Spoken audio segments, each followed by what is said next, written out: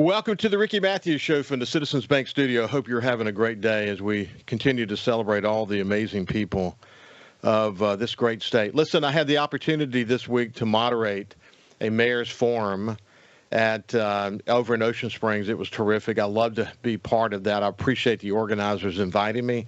It's great to go see democracy in action, and it gives me an opportunity to get out in public, which I don't get the chance to do too often, and receive great feedback about the show. But more importantly, just having the opportunity to participate in the democratic process is something I always enjoyed as a publisher and as a community leader, and I appreciate the organizers in involving me as the moderator of the mayor's forum. I was disappointed, in fact, that a couple of the mayor candidates chose not to come. You can do your research on that if you're from Ocean Springs, but it was a bit of a slap in the face to the voters. It was a slap in the face to the organizers that all four candidates weren't there. When we did this 4 years ago, all four candidates were there. And candidates should covet the opportunity to get shoulder to shoulder with the other candidates to show how they are differentiated. But it was still a great forum. Don't get me wrong. I really enjoyed it. It was great turnout. And it was just terrific. We're going to be talking in the second half about the Paul Gallo Memorial that was yesterday. It was very, very inspiring. We'll talk more about that in the second half. And also, we're going to talk about this the seafood labeling bill that is making its way through the legislature. It passed the House. A similar bill failed in the Senate, so the House bill comes over to the Senate. But I've got some insider information that there is a tremendous lobby working to kill that bill for a host of reasons, and we'll talk more about that in the second half. So without any further ado, it's not like there's not a lot of news with my friend Jeff Duncan from NOLA.com and the Times Picayune, but man, we have a new head coach at the New Orleans Saints. Anyway, good morning, Jeff. Good morning, Ricky. Yeah, it's been a busy week, busy couple weeks, but the big news, of course, Kellen Moore. The Eagles finally landed, and the head coach position has been filled for the Saints. It's pretty exciting. You know, what are the chances, man? Here you have a new head coach. I'm just thinking about the interesting dynamics of this. A new head coach that came from the Super Bowl winner, where the offense performed so extraordinarily well, and it happened to be in New Orleans. I mean, that's rare, what are the right? chances of that? No, I mean, look, it happens a lot where the coordinator's hired, obviously, off of a Super Bowl staff. That's very common. But, yeah, to have it here where he was actually at the facility working all week, practicing all week, that's pretty rare. What a coincidence that was. It gave him a good little sneak preview of what was lying ahead for him. Probably stole a glance at his office, things like that. But look, I think if you're a Saints fan, you should be excited right now. It's a kind of a breath of fresh air. It's a departure from the past lineage of Saints coaches, something completely new that I think people can, wrap their head around and try to get behind after a rough couple of years. Well, listen, Jeff, you and I over the past several years have talked a lot about this, but this note that this point that you just made about to kind of get away from the lineage. Someone pointed out that if you go into restaurants and bars in New Orleans, what you still see are sort of relics and celebrations of the Super Bowl winning teams and the players that were around that. And they made the point that it's kind of time to create new heroes, to create new legacies. And this note that you said, breaking from the past. We now have an offensive-minded coach that's going to be building a coaching team, and we'll talk more about that next. But we also have a coach that's now the youngest coach in the NFL. It's pretty significant, isn't it? Yeah, I think it speaks to his reputation and his acumen that at age 36, he's already a head coach in the NFL. I mean, he's been on a fast track to the top since he became a coach. I mean, he stepped right in, Ricky, as a position coach, quarterbacks coach with the Dallas Cowboys right after retiring. That just doesn't happen. Usually there's a few steps in between. You start off as an offensive quality control coach or an analyst. Very few times you step in as a position coach right off the playing field. So that tells you, I mean, he's on an accelerated path, and I think a lot of it comes from his upbringing in Prosser, Washington, very small town. His dad was a high school coach, a very, very successful high school coach, one of the winningest coaches in the state of Washington history. So he's been around the game. He and his brother, Kirby, who's probably going to join the staff here with him, was a wide receiver for the same team. They've been around the game since they were toddlers. And so they're programmed to be coaches. And I think that's one of the reasons why he's ahead of the curve. Even though he's young, he's got a lot more experience than a normal 36-year-old. He does. And I'm proud of the Saints for being willing to make what I think some people, if you watch what's being said nationally, it's very positive. It really is. But there's still a risk associated with bringing a young guy into a position like this.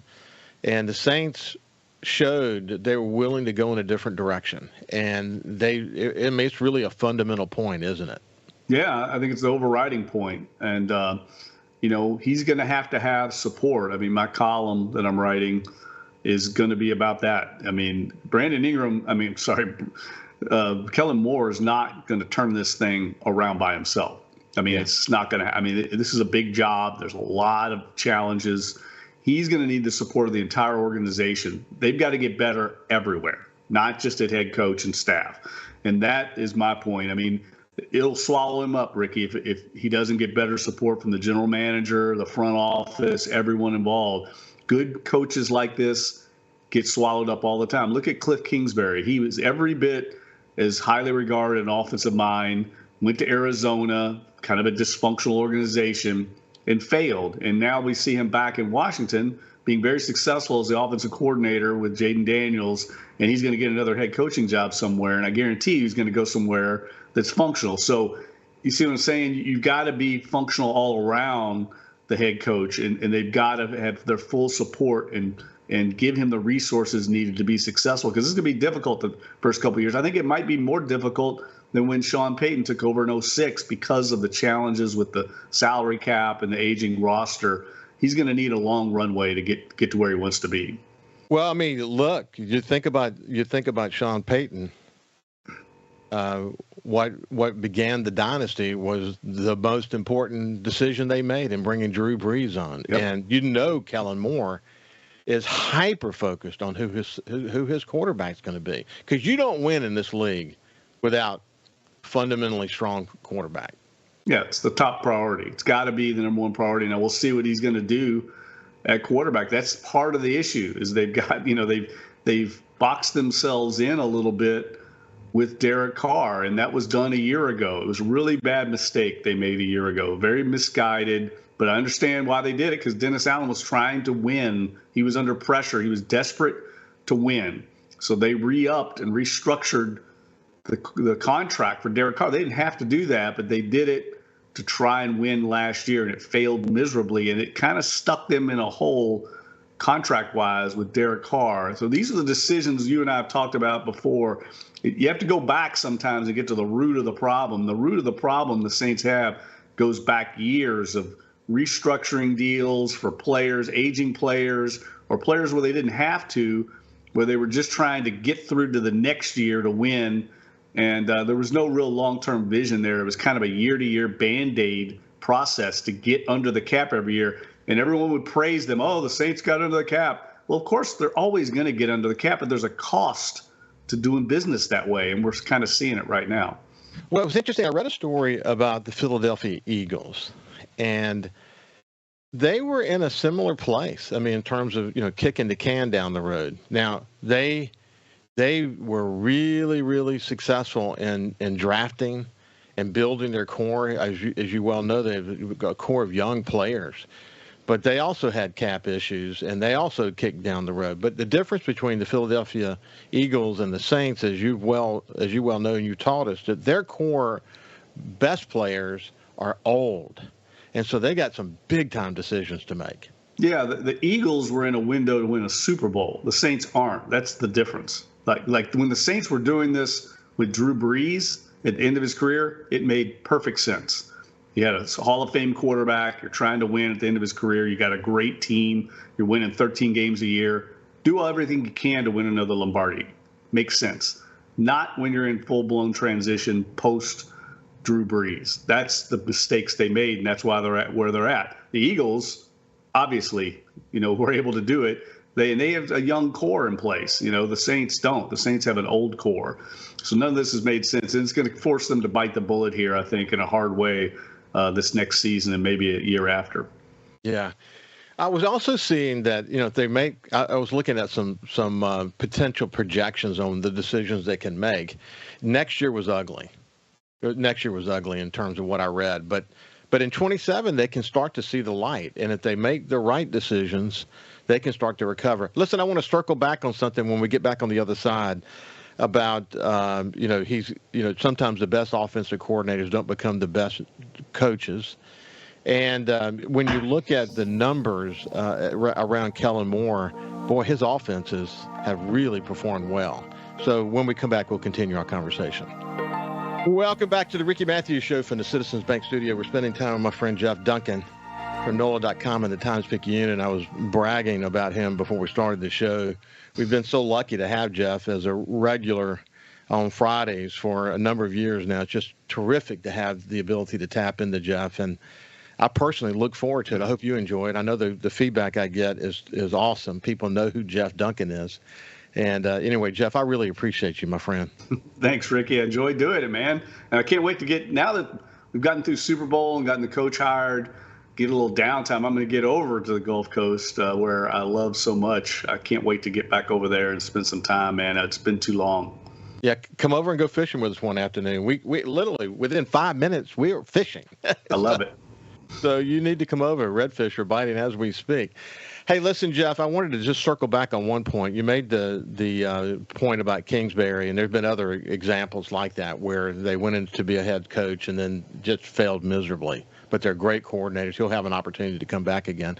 But, Dennis Allen fits that description. Great defensive coordinator. Great defensive coordinator.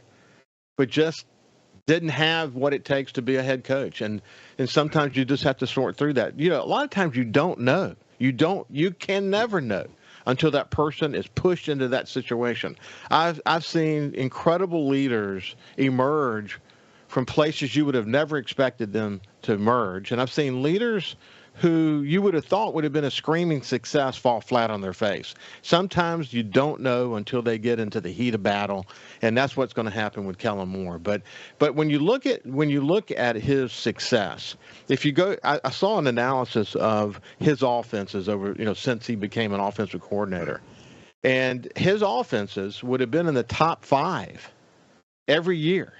He's very consistently good at what he does. So if he can make that transition, man, it would be awesome, wouldn't it?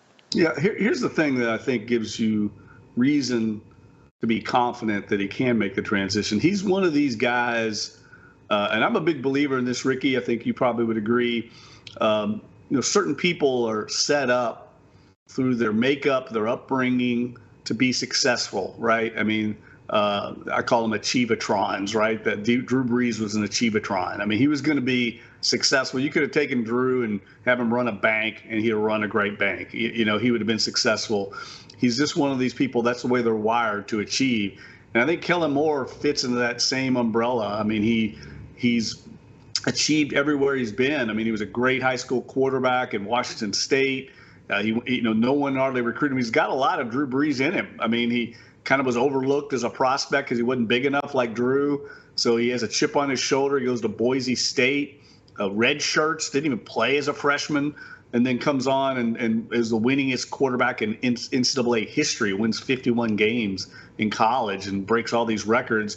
And then, look, he wasn't a great NFL quarterback by any means, but then he steps into the coaching ranks and immediately starts achieving. That's a very good track record if you're looking for someone to be successful that can make the transition. That's probably involves a lot of intangible traits like problem solving, discipline, attention to detail, all the things that we've talked about in the past that make up a successful coach. I think he gets that probably from his father, who was so good as a high school coach, instilling the traits, intangible traits needed to be successful. So I think there is reason to be confident, but like I said before, he's going to need help. And that's where I think the rubber meets the road here. Is he going to get the support from the rest of the organization? Well, you wrote the book on Sean Payton and Drew Brees. In so many ways, you're kind of describing Sean Payton and other coaches like him who have emerged to be great head coaches in this league. And I hope that Kellen Moore can move in that direction too. When you look at Philadelphia and how they won the Super Bowl, I mean, just a dominant offensive line. How did they get Saquon Barkley? My God, how did New York ever let that guy go? And then you look at the listen. I followed Jalen's history from Alabama. I was in Alabama when he was quarterback, and listen, man, the way he handled getting benched, the way he went to Oklahoma, his whole story is an incredible story. But there's still as recent as last year, there was doubt about this guy, and his type B personality and having a hard time reading that and whatever.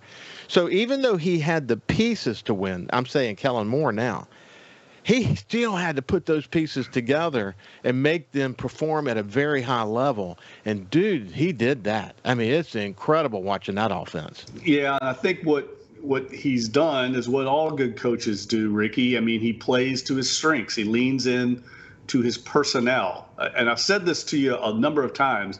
It's not about the motion and the X's and O's. All those things are nice. Don't get me wrong. They're important facets of an offense. But that's not the key. The key is tailoring your scheme to what your players do well. Lean into their strengths. And he's done that wherever he's gone. And I think that's the quality that every great head coach has or great coordinator has, is you don't try to take a square peg and stick it into a round hole. I mean, that's not going to work. So this offense here that he'll have in New Orleans will be different than what he had in Philadelphia, and that they don't have that offensive line, that dominant offensive line. They don't have Saquon Barkley.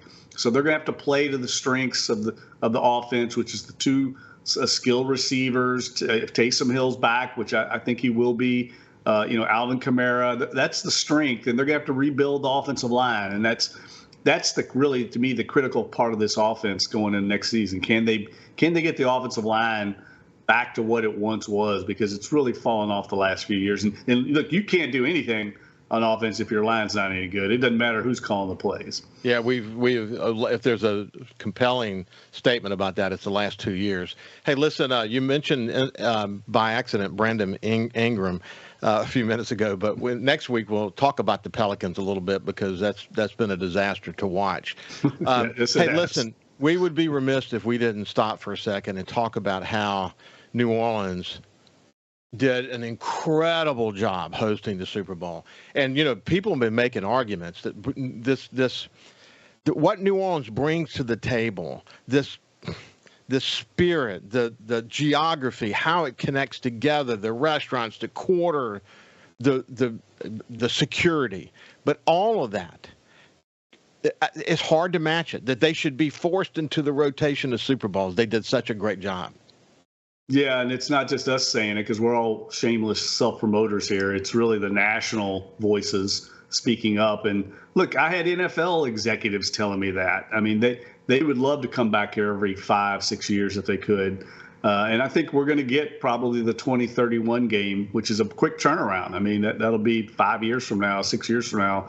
And, I know it's the one we're targeting because of Mardi Gras and some conventions. It's really the only one we can get in the next decade or so. But I think the key for New Orleans is the downtown proximity, that 2.5 mile grid from the Dome to the convention center to the French Quarter. It's just, you feel the Super Bowl every step of that. It resonates. It's intimate. Everyone's involved. You don't have to be in a VIP party, because the party's on the streets. And that's just very unique to New Orleans. And I think what you said, Ricky, about what I like to refer to as that French phrase, the joie de vivre, right? The joy of life. That's what New Orleans has. It's just organic. It's hard to replicate. It is. And I think, people who are listening, just get it in your head, who have not paid attention to the point that Jeff and I are talking about now, is that people who are part of the Super Bowl, the teams, the people who cover the Super Bowl, who cover the NFL, know this, that they've built some incredible stadiums around the country.